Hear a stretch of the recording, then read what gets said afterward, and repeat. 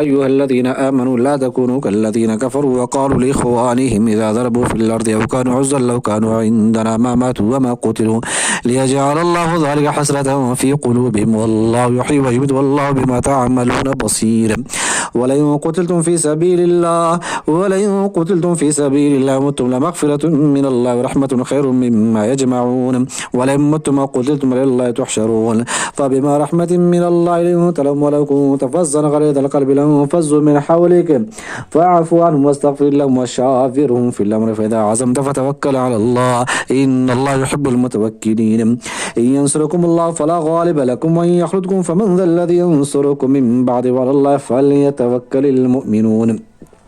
وما كان لنبي أن يغل ومن يغل يأت بما غل يوم القيامة ثم توفى كل نفس ما كسبت وهم لا يظلمون. أفمن اتبع رضوان الله كمن باء بسخط من الله وجهنم بئس المصير. هم درجات عند الله والله بصير بما يعملون. لقد من الله على المؤمنين إذ بعث فيهم رسولا من أنفسهم يتلو عليهم آياته ويزكيهم ويعلمهم الكتاب والحكمة وإن كانوا من قبل لفي ضلال مبين.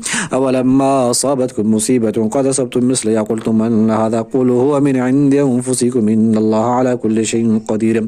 وما أصابكم يوم التقى الجمعان فبإذن الله وليعلم المؤمنين وليعلم الذين نافقوا وقيل تعالوا قاتلوا في سبيل الله فادفعوا قالوا لو نعلم قتالا لاتبعناكم للكفر يومئذ أقرب منهم للإيمان يقولون بأفواههم ما ليس في قلوبهم والله أعلم بما كانوا يكتمون.